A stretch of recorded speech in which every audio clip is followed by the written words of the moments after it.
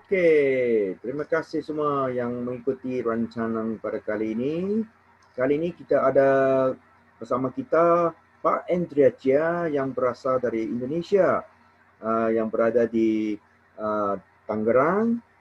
Beliau akan sharing dengan kita apakah yang memotivasi dia, memberikan dia semangat untuk membuat apa yang dia akan buat nanti. Silakan Pak Andrea, perkenalkan diri. Ya, selamat malam semua para goeser ya. Saya Andre Chia, umur 49 tahun ini ya. Punya istri 1, anak 2 ya. Seperti temanya, saya goes hobiku ya, durian kesukaanku ya. Jadi saya sudah 3 tahun menjalankan goes ya. Jadi melakukan goes gitu, goes sepeda gitu ya. Kalau di Malaysia dibilang basikal ya gitu ya. Ya, kalau di Malaysia dibilang pepasikal. Ya benar. Basikal ya. Kalau Indonesia sepeda gitu ya. Sepeda ya. Oke. Dulu sebelum goes, saya dari muda tuh memang suka olahraga gitu ya. Semua hampir saya bisa olahraga walaupun nggak ini gitu. Dulu pernah main volleyball. Ya. Terakhir tuh saya main badminton ya, sebelum jadi persoalannya apa yang memotivasikan Pak Andreas masuk ke dalam olahraga goes ini, dan sejak kapan mulai suka goes ini ya? Silakan ya Pak Andreas. Ya, saya sudah goes ya, kata saya tadi kurang lebih 3 tahun. Oh, 3 tahun ya. Kenapa saya goes? Tadinya saya main badminton ya. Dulu badminton waktu sebelum merit itu bisa seminggu 5 kali saya main badminton gitu ya. Nah, tapi bertambahnya umur, sudah makin tua, kata dokter juga badminton sudah kurang bagus gitu ya. Oh, jadi akhirnya, maaf ya, silakan. Ya, akhirnya saya berhenti dari badminton. Nah, mulai 3 tahun 2017 saya diajak sama itu Ko Awang namanya gitu, ikut goes. Dan mulai saat itu saya goes ya gitu ya. Sekarang malah saya punya komunitas namanya SPG yang saya ketuain ya. Saya ketuanya, artinya apa? Setiap pagi goes gitu. Nah, itu. Mantap. Ya, jadi apakah manfaat goes ya bagi yang lain yang mungkin mau mencuburi goes ini? Apakah manfaat yang dapat diperolehi daripada goes ini ya bagi tubuh kita? Ya. Manfaat goes itu banyak ya. Saya ada baca dari artikel dari dokter sehat gitu ya. Goes itu bisa meredam stres katanya gitu ya. Terus menjaga berat badan ideal gitu. Terus bisa merawat kondisi sendi, tulang. Menurunkan risiko kanker katanya. Menurunkan risiko diabetes. Mengatasi insomnia. Insomnia itu tidak bisa tidur gitu ya. Kalau udah kecapean, goesnya tidurnya enak gitu ya. Benar. Nah, ini mencegah penyakit jantung katanya gitu. Nah, ini penyakit jantung juga mencegah gitu ya. Meningkatkan, kalau bagi pria, kemampuan seks katanya gitu. Ini bukan saya yang bilang ya, tapi dokter ya, dokter sehat ini ya. Saya baca artikelnya. Meningkatkan kekuatan otak katanya. Jadi kalau yang goes nggak gampang pikun gitu ya. Memperkuat sistem kekebalan tubuh, sistem imun. Nah, hari-hari ini kita kena corona kan imunnya kan lemah gitu. Nah, kalau goes katanya imun kita jadi kuat loh. Jadi kita bisa terhindar dari corona ya, tapi mesti pakai masker kalau kemana-mana ya. Walaupun tengah bersepeda masih kena pakai masker. Pakai. Tengah bersepeda. pakai. Oh. Kalau kecuali sudah ini buka sebentar tutup lagi gitu. Kalau di tempat ramai harus pakai gitu. Menumbuhkan lingkungan sosial. Nah, jadi bersepeda itu jadi banyak teman. Ya, dulu sebelum bersepeda kan nggak terlalu banyak teman gitu. Sudah sering goes, temannya tambah banyak gitu ya. Saya bisa ikut 4 komunitas gitu. Jadi banyak teman gitu ya. Iya. Jadi apakah Bersepeda kalau kesehatan mental. Oh, lagi ada ya. Ya, udah itu aja kurang lebih. Oke, maaf tadi ya. Oke, jadi kita sudah lihat tadi apakah manfaat goes tadi. Ada pula apakah mungkin efek sampingnya daripada goes ini, Pak Indra? Silakan.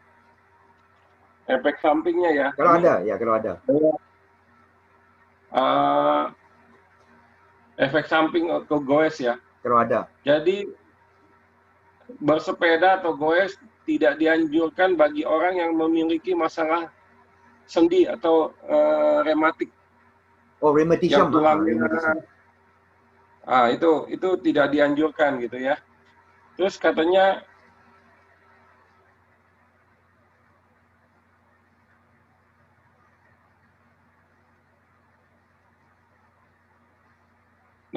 bergoes melakukan sepeda, terutama seperti sepeda gunung itu cenderung mengalami resiko gitu. Misalnya kalau main di sepeda gunung itu kan main di turunan yang tajam, banyak batu-batu, itu kalau kita tidak hati-hati itu bisa jatuh. Dan kalau jatuh resikonya banyak, teman-teman yang goes pun itu yang patah tulangnya banyak gitu ya. Itu risikonya. Jadi kalau seperti kita kan goesnya cuma buat hobi saja, ya sebaiknya kita menghindar yang trek yang di tempat-tempat yang berbahaya gitu, maksudnya gitu. Jadi menurut Pak Andre tadi, saya dapat lihat, karena saya bukan orang yang bersepeda, saya dapat lihat di sini mungkin ada banyak jenis sepeda ya, yang maksudnya untuk kegiatan sepeda begini, kena guna sepeda. Jadi mungkin beli sedikit tips untuk saya bagi sedikit ya. Ya, misalnya mau mulai. Bagi yang baru mau mulai goes gitu. Nah, kalau misalnya main di jalan raya yang jauh gitu, maksudnya tanjakan tinggi, itu sebaiknya pakai road bike gitu. Karena sepedanya lebih ringan gitu ya. Bannya kecil gitu. Kalau untuk jarak jauh main di aspal yang tanjakan tinggi, itu sebenarnya lebih cocoknya itu road bike gitu ya. Nah, kalau untuk main di jalan yang rusak itu banyak batu-batu, turunan, itu pakai MTB gitu. Bahkan MTB juga ada dibagi dua ya. Ada yang untuk kalau yang biasa itu cukup pakai hardtail namanya gitu, yang cuma suspensionnya di depan saja gitu. Tapi kalau untuk yang main di track yang ekstrim itu harus pakai sepeda yang seperti kayak downhill gitu, yang suspensionnya ada dua di depan dan di tengah gitu. Oh, jadi satu persoalan yang sering diacukan kepada mungkin ya yang terlintas di pikiran mereka. Satu lagi saya tambahin. Seperti sekarang saya sama teman-teman suka pakai namanya folding bike, itu sepeda lipat. Ya? Folding bike itu biasanya untuk main ke daerah perkotaan atau yang daerah jauh, tapi yang bisa pakai sarana transportasi gitu, karena sepedanya bisa praktis, bisa dilipat, masukin di mobil, masukin ke kereta api gitu, maksudnya gitu. Jadi kita bisa main jauh gitu, lebih praktis itu sepedanya gitu. Mantap ya. Jadi maksudnya persoalan tadi itu yang saya mau ajukan ialah mungkin mereka yang mau memulakan sepeda ini, mengayuh bicycle ini, apakah mungkin ongkos-ongkos yang mereka harus fikirkan ya, atau sekitar berapa ongkos untuk membuat hobi ini supaya menjadi satu amalan bagi mereka supaya mendapat manfaat daripada GoWest ini. Silakan Pak Andre. Ya, kalau bagi pemula ya, bagi yang baru awal main goes gitu ya, ya mungkin ya pakai sepeda yang biasa. Kalau di Indonesia harga 2-5 juta sih cukup. Dengan harga 2-3 juta, 5 juta rupiah itu udah cukup kalau bagi, maksudnya yang awal main gitu, pemula gitu. Ya, Tapi sorry, ya, silakan. Maaf. Tapi kalau kita sudah mulai mainnya, sudah makin jauh, mainnya ke tempat yang mungkin lebih tinggi, itu mau nggak mau kita sepedanya harus pakai yang lebih mesti di-upgrade lagi ya, yang lebih bagus lagi, spare part-nya mesti diganti. Kalau enggak, kita nggak bisa gitu, maksudnya gitu. Oke, sementara itu mari kita welcome ya. Maaf tadi Pak Lukas yang di antara kita, Pak Halomon dan Pak Harry ya. Masing-masing narasumber ini kita silakan untuk perkenalkan diri sebentar ya. Silakan Pak Lukas dulu. Pak Lukas? Ya. Memperkenalkan diri atau gimana Pak? Ya, memperkenalkan diri Pak ya. Oh iya. Para narasumber ya, bisa bertanya juga untuk soalan ke Pak Andrea. Ya, nama saya Lukas Christian dari Gerakan Kopi Persahabatan. Bisa klik aja gerakankopipersahabatan.com gitu ya, atau di Instagram @gerakankopipersahabatan. Saya dengar dari Pak Andre tadi, itu manfaat dari bersepeda itu kok mirip ya sama manfaat minum kopi. Oke, itu aja sih komentar saya. Pak Andre sendiri sehari berapa kilo Pak bersepedanya? Kalau hari-hari biasa itu saya paling 15 kilo ya Pak. Oh oke. Biasa, tapi kalau Sabtu, Minggu kadang-kadang itu lebih jauh durasinya, bisa 30 kilo gitu. 30 kilo ya. Saya nggak goes Pak. Hah? Saya nggak goes, tapi anak saya yang goes, dan itu dia bisa 50 kilo, pernah sampai hampir 100 kilo. Nggak sanggup saya. Kita itu kalau maksudnya kalau kita sering ngadain namanya goes bareng ya, artinya gitu ya. Itu kita bisa jauh mainnya gitu. Seperti kemarin kita berapa minggu yang lalu ya Pak Hari ya ke Kampung Domba ya di Pandeglang. Itu sampai 122 kilo itu. Wow, biasa. Itu pernah terus ke Baduy dari Villa Melati Serpong, itu acara komunitas sepeda lipat itu ke Baduy 100 kilo itu satu kali jalan tuh. Wah. Berangkatnya pagi jam berapa? Jam 7 pagi sampai Baduy itu jam 5 sore itu. Satu hari penuh. Nginep di sana ya, Pak? Waktu itu ya, nginep di Baduy luar ya, itu 1 malam gitu. Oke. Ya, sementara itu saya mau share screen sekejap tentang ini Pak Andrea ya. Ini yang ini mungkin boleh berikan sedikit maklumat tentang gambar ini Pak Andrea. Ya, ini kita goes kuliner malam gitu di Lipo Karawaci. Biasa kita sebelum pandemi corona ini, COVID, biasanya kita Jumat malam itu suka pergi gitu, maksudnya kita goes, terus kita kemana, terus cari makan, kumpul-kumpul begitu. Oke, Pak Harry, ya kita mau Pak Harry mungkin ada sedikit yang mau tanya ataupun memberi komen tentang Pak Andrea ya tadi ya. Silakan Pak Harry ya. Dari mana tadi? Oke.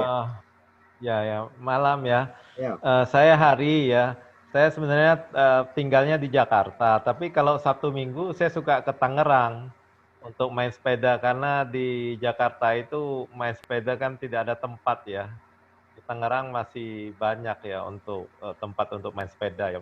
Masih ada perkampungan dan segalanya ya, lebih ada desanya seperti gitu ya Pak ya. Nah, sebenarnya saya main sepeda itu belum lama juga ya, belum lama. Pertama kali saya benar-benar main sepeda itu ikut Pak Andre ke Sumur apa 7. ya? Ya, Sumur 7 itu daerah Banten. Itu pertama kali saya main sepeda benar-benar ya. Tapi kalau untuk main naik sepeda, ya saya udah biasalah dari kampung kita naik sepeda itu udah biasa lah naik sepeda gitu ya. Ya naik sepeda kampung lah gitu ya. Terus ya itu dari saya perkenalan diri dari saya ya.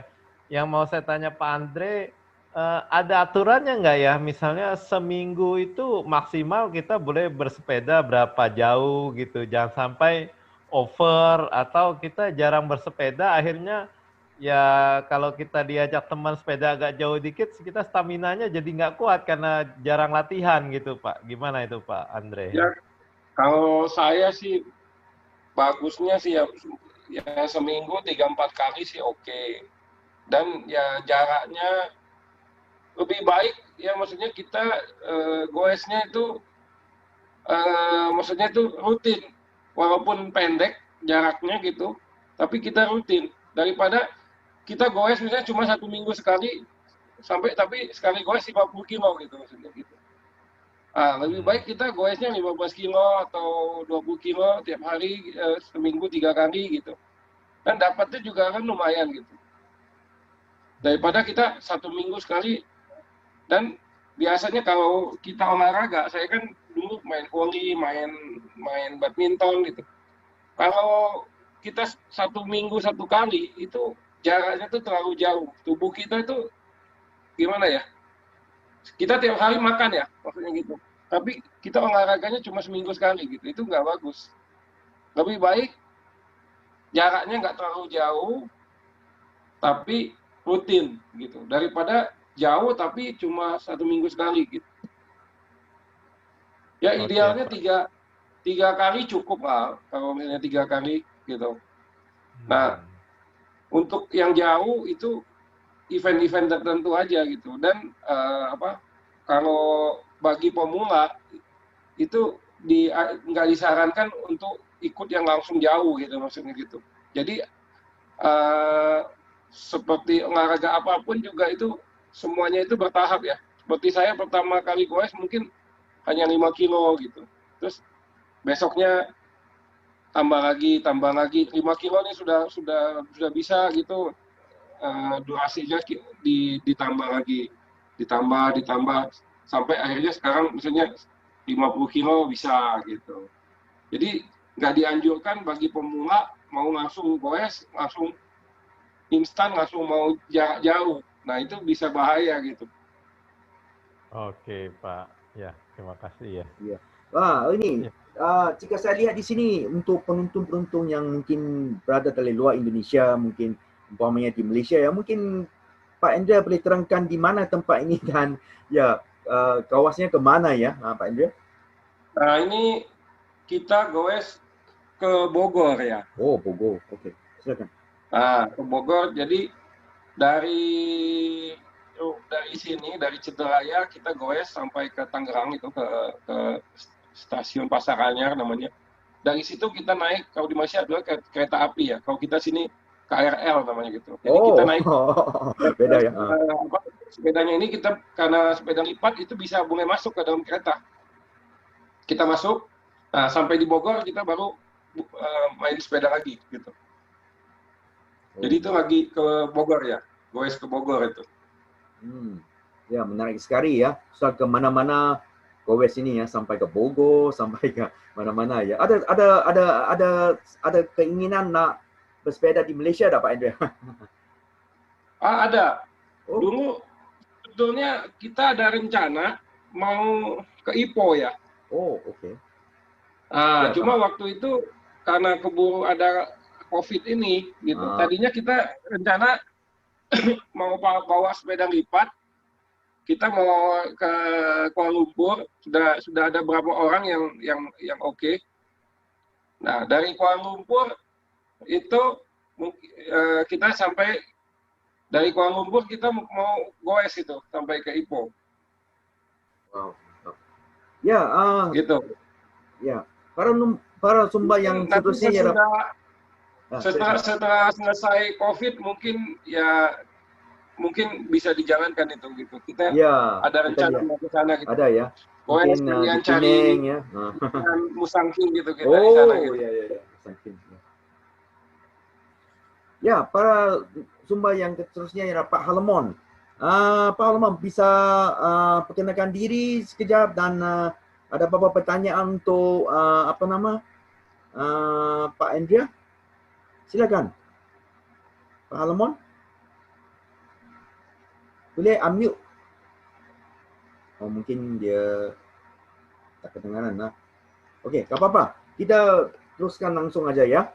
Daripada tema tadi durian dan juga. Halo. Oh ya, silakan Pak Halemon. Ya, nama saya Halemon Sitonga. Saya Pak udah berkeluarga. Saya menikah 41 tahun umur saya. Saya menikah 2010. Jadi anak saya satu, baru SD, baru satu. Saya Pak terserang udah setahun berpisah sama istri. Karena saya udah 5 tahun stroke, dia tidak mau. Ya, ini kuatan kepada kawan-kawan kita semua agar mengetahui, memaklumi bicara saya. Ya. Jadi ada apa soalan Pak Halemon nak tanya Pak Andrea tentang goes ni? Mungkin mungkin Pak Halemon pernah goes dulu ya, terutama di tempat tinggal Pak Halemon di Batam ya. Ya. Nah, mengenai goes itu saya suka juga, tapi saya tidak bisa kan. Tapi saya suka semenjak saya dulu waktu masih sehat, ya ikut-ikutan kereta. Oke. Oke, untuk meneruskan ini perbualan kita pada hari ini, temanya bukan saja sepeda ya, luar biasa. Yang dulu itu kopi. Kali ini bukan saja sepeda, ada lagi satu, durian. Okey, mari kita tengok apakah yang nak disampaikan oleh Pak Andrea. Silakan Pak Andrea. Pak Andrea. Ya. Selain goes, saya sebelum goes memang saya suka sama durian ya. Kalau lihat di Facebook saya gitu. Aduh, sebentar. Listriknya putus. Lagi ini saya turun ya, sebentar saya ini. Putus pula ya. Aduh. Ya, di situ memang sekarang Pak Josa ada dari Malaysia ya Pak ya? Ya, saya ya Pak Bahari ya. Di sini memang aman. Ya, kalau aman ya. Ya, tentang elektrik ya tentang ini apa. Kalau di semenjak corona ini di Indonesia banyak komunitas goes dan sepeda lagi laris. Kalau di Malaysia gimana itu Pak? Itu ya. Ya, kalau di sini komunitasnya pun bertambah. Ya, makanya saya mau menjemput ataupun mengundang Pak Andrea karena di sini memang semakin banyak orang yang mau komunitasnya banyak sekali untuk bersepeda ya. Gitu. Ya, saya lanjutkan, sorry. Ya, silakan Pak Andrea. Ya. Jadi kalau lihat postingan saya di Facebook itu mayoritas banyak posting tentang durian ya. Jadi memang saya dari kecil memang saya suka durian gitu ya. Dulu waktu masih sekolah kalau libur itu saya bisa jualan durian gitu dulu. Gitu di Palembang gitu. Jadi saya ya dimanapun saya pergi, biasanya saya cari durian di tempat yang saya pergi gitu ya. Seperti kalau di Palembang ya kota saya, ya pasti saya udah tahu ya, maksudnya di mana cari duriannya gitu ya. Saya pernah ke Medan, pernah ke Pontianak, ya ke Jawa tuh udah Jawa Tengah, Jawa Timur, Jawa Barat. Ya rata-rata hampir daerah-daerah yang saya pernah pergi itu saya pasti cari duriannya gitu. Ya, saya pernah ke Bangkok gitu, Thailand ya, ke Malaysia kan saya pernah makan di Kuala Lumpur, di Melaka, di Johor ya kan, di Ipoh, di Pineng. Ya sudah beberapa tempat saya cari durian gitu maksudnya gitu. Oke, satu persoalan Pak Andrea. Pak Andrea udah banyak merantau untuk mencuba durian-durian di Malaysia, di Thailand ya, dan juga di Indonesia. Persoalannya gini, apakah manfaat durian sebenarnya?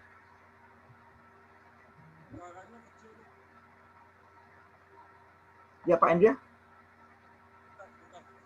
Apakah manfaat durian sebenarnya?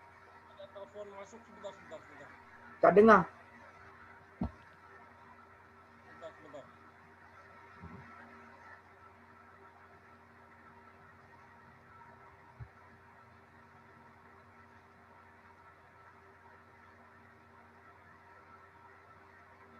Pak Andrea?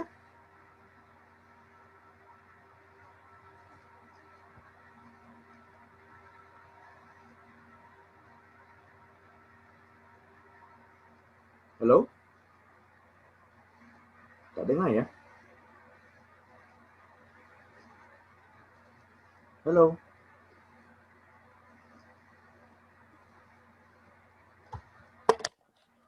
Halo Pak Andre, Andre, ya. suaranya. Tak dengar ya? Sepertinya koneksinya Pak ya, dia freeze itu. Ya, mungkin dia agak ini ya koneksi. Jadi kita sementara menunggu Pak Andrea sambung balik, mari kita lihat apakah durian yang ini ya.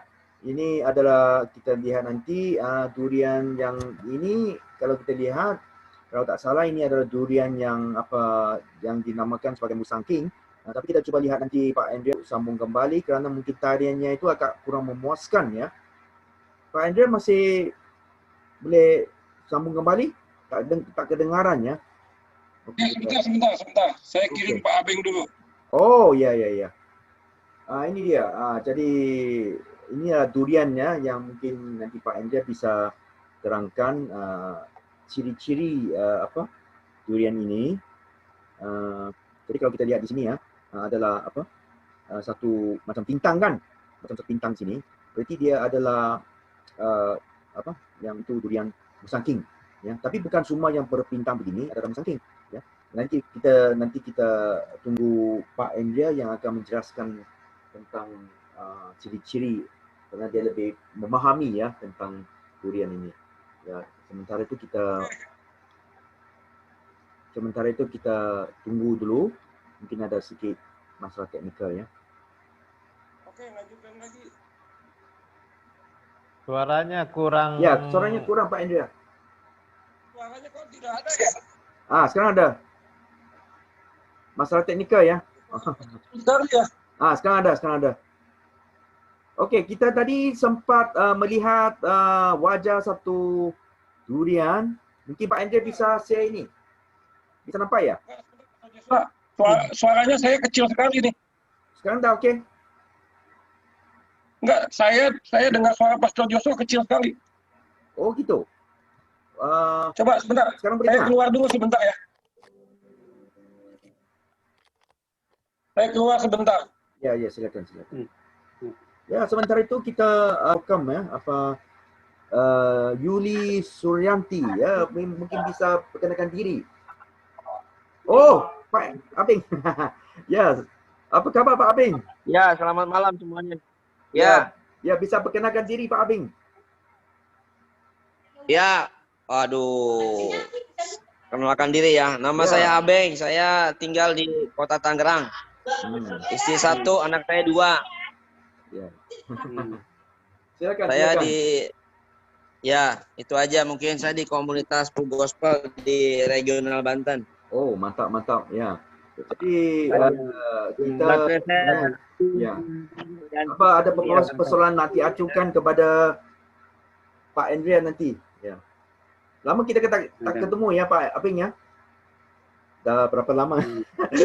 Saya untuk yang ya, kurang ini ya, saya kenalan dengan Pak Aping dah lama, juga dengan Pak Andrea dan ini sering kita kalau saya ke ke Tangerang lah, akan tinggal di rumah Pak Aping dan juga Pak Andrea ya. Jadi kita memang kawan. Jadi makanya rencana ini adalah untuk memperkenalkan mereka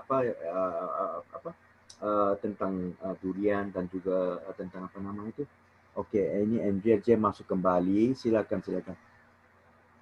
Mungkin ada hal sedikit tadi dia keluar daripada siaran ini. Oke, kita lihat kembali. Pak Andrea ada di situ. Nah, oke. Okey. Pak Abing, mungkin ada persoalan nak diajukan kepada Pak Abing. Pak Andrea. Pak Abing? Abing masuk. Okey, silakan. Jadi kita sampai di sini Pak Andrea tentang durian ini. Ya, coba Pak ditanya tuh. Ini dia. Durian ini. Bentar. Ya. Sorry. Nah, kalau ini durian musangking ini. Oh, musangking ya. Bagaimana ketahuan itu adalah Ya. musangking ya Pak Andrea?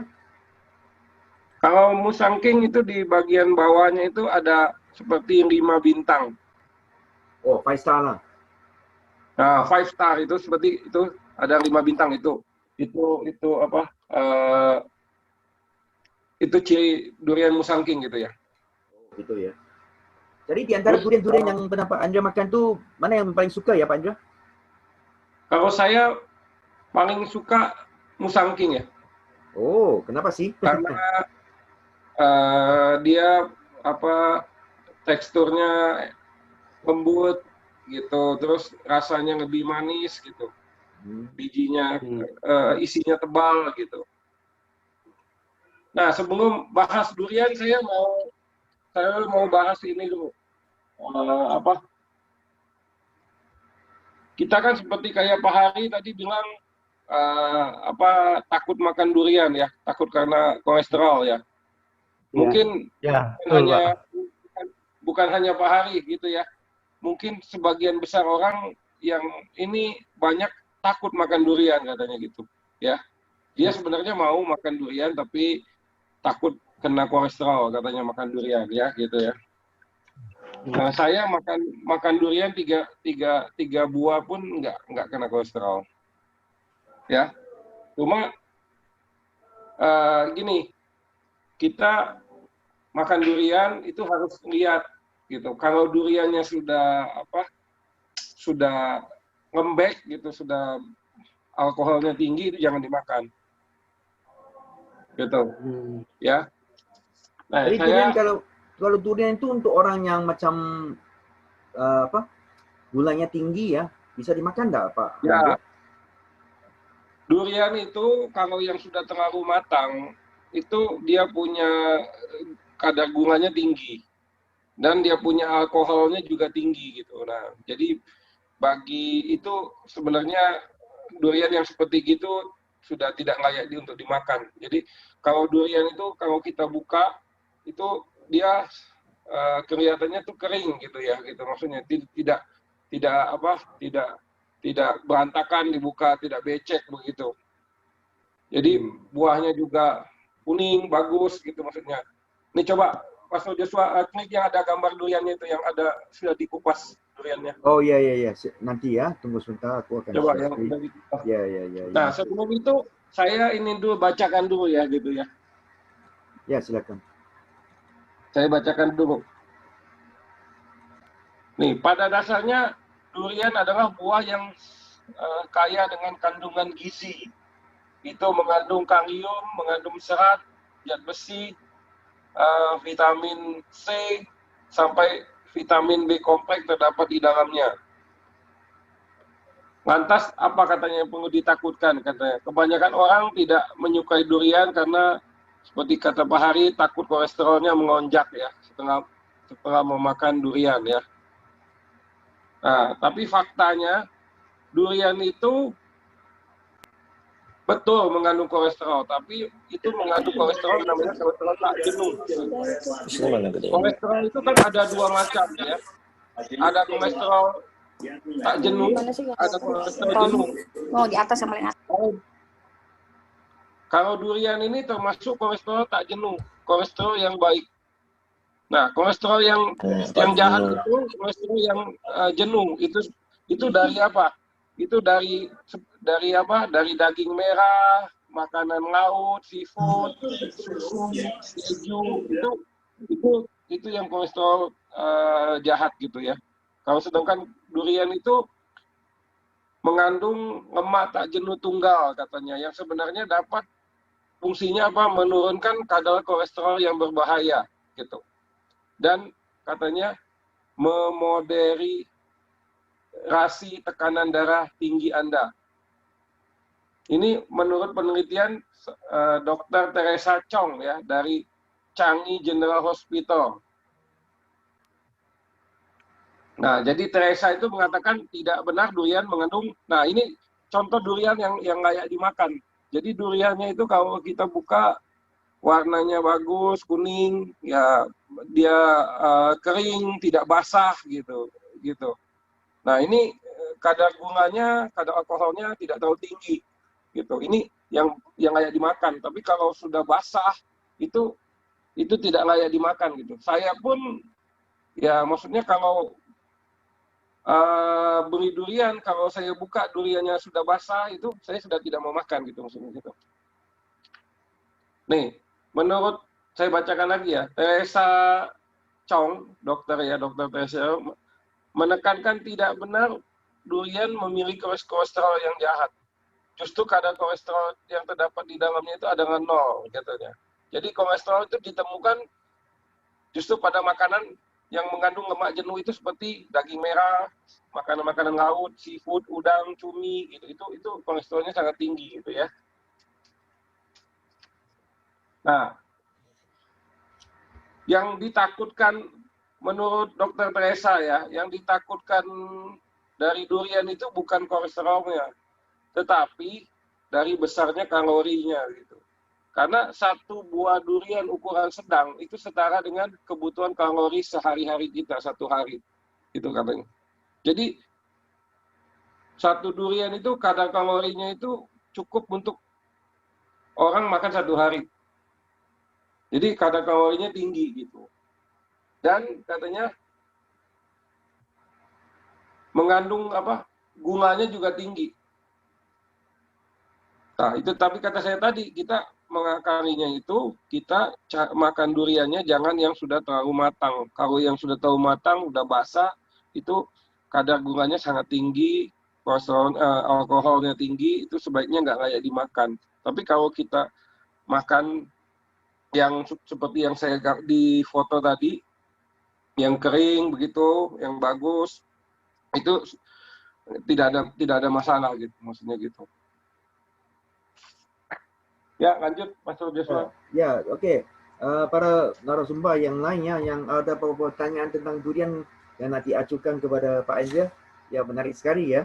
Karena sekarang kita tahu bahwa sebenarnya durian itu bukanlah peduli sangat ya, maksudnya ya yang kesehatan, kalau yang mungkin kecerdasan akibat makan durian itu memang tak berapa benar ya. Tadi apa ada pertanyaan dari para narasumber yang lain? Yang di sini. Pak Andre, saya pernah makan durian yang rasanya agak pahit. Saya senang banget itu durian yang rasanya ada pahit-pahitnya. Itu kalau dari Pak Andre, apakah termasuk yang baik dimakan atau memang itu sudah sudah kalorinya terlalu tinggi sehingga kita Oh, enggak, hindari. enggak. Kalau durian memang ada jenisnya itu, ada yang manis, ya, ada yang teksturnya itu lebih pahit gitu maksudnya Pak Hari. Ya. Nah, seperti kalau kata saya tadi, kalau saya itu lebih suka durian yang manis gitu, tipikalnya gitu.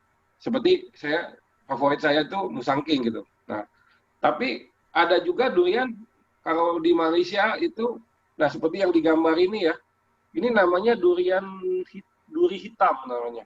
Ini namanya duri hitam atau blackthorn orang nyebutnya gitu. Nah, kalau blackthorn ini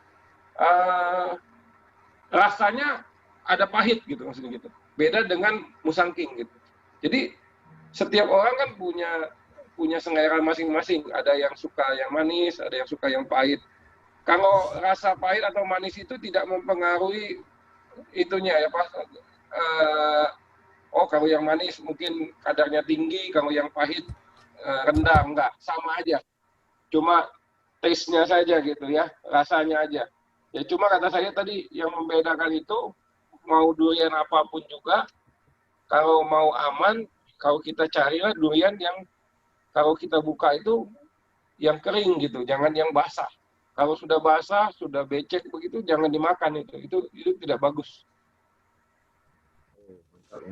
Jadi durian-durian itu kalau pada pendapat Pak Andrea harganya gimana ya? Ya tergantung ya, durian tergantung daerahnya, tergantung apa musimnya gitu. Biasanya ya kalau di Malaysia ya kalau musangking ya kalau lagi musim ya mungkin cuma RM30 ya 1 kilo ya gitu ya. Ya kalau dirupiahkan Pak Andrea? Ya sekitar Rp100.000 lah kalau per kilo gitu ya. Kalau di Malaysia rata-rata kan begitu. Jadi per kilo jualnya bukan per buah. Kalau di Indonesia, kalau di daerah-daerah itu banyak kan jualnya per buah gitu ya. Jadi nggak di kilo gitu. Ya mantap. Ya jadi kita yang paling mahal ya duri hitam ya. Duri hitam itu bisa 50, kalau tidak musim bisa 60-65 ringgit 1 kilo gitu ya. Mungkin sampai juga RM100. Ya, iya. Kalau tidak musim bisa lebih mahal lagi gitu. Kalau di Indonesia harga lebih murah ya sebenarnya. Cuma memang untuk rasa sih memang kalah gitu. Karena di Indonesia kebanyakan durian itu hidup ya tidak kurang dirawat gitu ya. Tidak dipelihara. Nggak dipelihara. Kalau di Malaysia kan benar-benar jadi industri, ada perkebunannya, dipupuk, di apa gitu maksudnya gitu. Jadi memang durian itu kalau untuk yang bagus itu nggak bisa hanya maksudnya dibiarin begitu saja, nanti pas musim durian baru diambil gitu. Tapi selama nggak musim durian, pohonnya tidak pernah dipupuk, nggak pernah diapa, pasti buahnya nggak akan bagus. Gitu.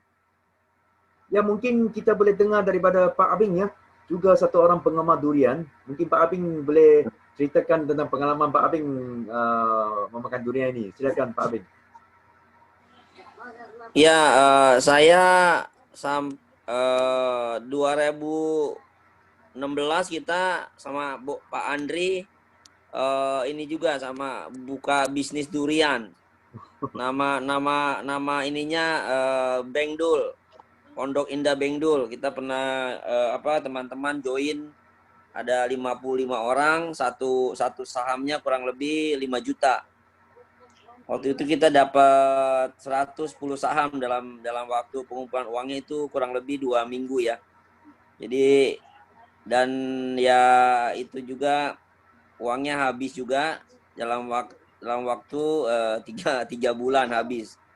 Karena waktu itu kita kumpul-kumpul uang mau bantu-bantu teman yang tidak ada pekerjaan. ya mungkin yang punya saham juga ikut kerja, jadi manajemennya kurang baik.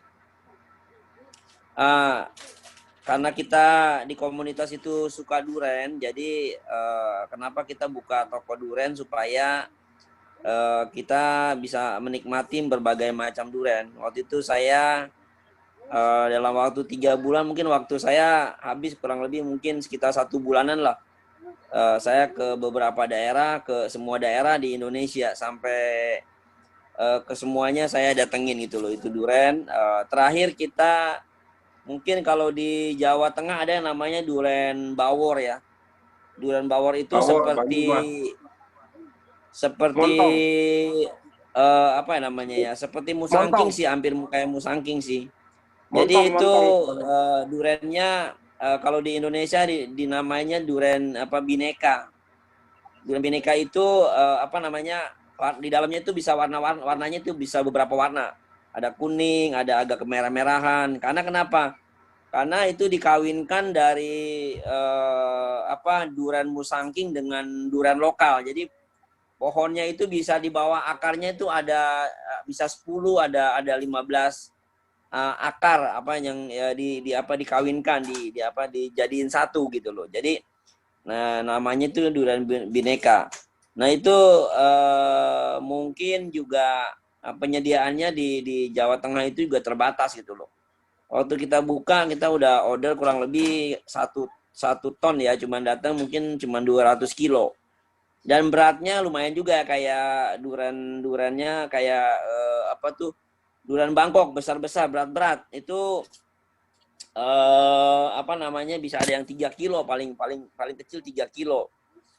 Nah, udah gitu waktu itu harganya masih murah. Harganya di Jawa itu kita beli 1 kilo ya. 1 kilo itu cuman 40.000. Tapi kita jualin waktu itu sampai 150.000 per kilo. Itu rasanya memang beda sekali. Pasti tidak ada yang gagal kayak musangking juga. Rasanya mungkin kurang lebih sama lah gitu loh. Kalau durian yang itu, yang bawor itu. Nah, kita di Jawa juga ada lagi durian yang semacam di Kalimantan warnanya merah, ada yang merah benar-benar merah semua. Itu memang rasanya sih nggak terlalu nggak terlalu enak, tapi dipandang mata sangat enak gitu loh. Cuman memang rasanya tidak seenak bawor. Nah di Indonesia mungkin unggulannya lah ya, kayak semacam namanya bualai ya. Bualai. Nah itu kita waktu kita adain kontes, kita jualin pakai lelangan itu besarnya cuma 1 kilo ya, tapi itu kita bisa jual 650.000 per buah. Itu beratnya kurang lebih nggak dari 1 kilo. Nah jadi di Indonesia mungkin makan durian beda sama di Singapura. Kalau di Singapura kita dikasih durian itu yang B24, B34 kalau nggak salah ya, ada B itu ya. Nah nanti udah mau benar-benar kita ini dikasih baru yang musangking gitu loh. Jadi kalau kita makan di Singapura, mungkin di Malaysia, endingnya puas gitu loh. Nah beda di Indonesia. Kalau Indonesia kita makan durian pilih yang bagus-bagus gitu kan. Tapi udahannya karena udah habis yang bagus, tinggal makan yang nggak terlalu bagus. Jadi selalu nggak pernah puas gitu kalau makan durian Indonesia gitu loh. Nah selama ini kita sama Pak Andri kalau kemana-mana mungkin dalam hal pelayanan ke Bali, ke Sumatera, kemana selalu cari durian. Ya jadi memang durian ini sesuatu yang buah itu yang memang nggak mungkin puas, sampai kapanpun ingin selalu coba. Ya mungkin musangking juga sama. Satu saat ketemu musangking yang kurang matang atau terlalu matang, jadi memang nggak gampang. Dulu saya punya kakek ya. Jadi kakek saya waktu saya masih SD, jadi punya pohon durian. Jadi kalau saya pulang sekolah saya mampir ke kakek saya. Kalau siang ditungguin jam 12 sampai sore tidak jatuh, saya nginep sampai pagi untuk tungguin durian jatuh. Jadi bicara durian ini sesuatu buah yang antik dan ini kita nggak pernah puas makan durian. Mungkin itu Joshua dari saya. Ya, terima kasih Pak Abing. Memang menarik sekali ya kupasan daripada Pak Abing ya, yang juga salah seorang pakar durian ya, selain daripada Pak Andrea yang kita undang sebagai pembicara pada hari ini. Oke, kita sudah sampai ke penghujung rancangan dan oke, kita silakan. Oh, ada lagi ya. Oke, silakan. Saya akan sebutkan dulu manfaat durian. Oh iya, belum tadi ya. Oke, silakan. Ya, silakan Pak Andrea. Jadi banyak ya, ternyata durian itu manfaatnya sangat banyak buat kesehatan kita ya. Bahkan kita banyak sering nggak tahu gitu ya, gitu. Pertama, durian itu sebagai sumber energi yang baik. Jadi kalau kita makan durian kalorinya tinggi, jadi kita bisa kuat gitu maksudnya ya. Terus sebagai anti deflasi katanya gitu, menguatkan tulang. Anti depresi. Ya. Anti depresi ya. Menguatkan tulang. Ya. Oh, menguatkan tulang. Mencegah penuaan. Jadi kalau makan durian tidak cepat tua gitu. Seperti saya kan masih muda gitu ya. Ya. Terus melancarkan pencernaan dalam tubuh usus gitu ya. Menstabilkan gula darah. Ya. Mempertahankan tingkat tekanan darah, mencegah anemia, mencegah penyakit jantung, mengatasi insomnia yang susah tidur, ya, meningkatkan imunitas. Nah, seperti sekarang ini di corona gitu, kalau makan durian imunitas kita jadi tinggi dari dalam tubuhnya ya. Menyehatkan reproduksi bagi pria gitu. Jadi itu sedikit dari manfaat durian ya. Nah, satu lagi, siapa yang nggak boleh makan durian? Nah, ya, yang nggak boleh makan durian tuh penderita diabetes, sakit kalau di Indonesia kencing manis sebutnya gitu ya. Ibu hamil ya, yang mengandung, ibu yang hamil itu tidak boleh gitu ya. Terus tidak mengkonsumsi durian dengan alkohol. Jadi kalau kita makan durian itu tidak boleh minum bir, minum anggur, itu tidak boleh gitu. Karena durian sudah ada mengandung alkohol juga. Jadi kalau ditambah lagi alkohol jadi tambah banyak, itu bisa bahaya gitu. Nah, terus saya mau bagi tips katanya itu memilih durian. Nah, seringkali kan kita suka beli durian itu suka nggak bagus gitu, ya. Kalau pilih durian, kalau kita bisa pakai pisau itu diketuk-ketuk gitu ya. Kalau bunyinya buk, nah itu biasa duriannya lebih matang, sudah matang gitu ya.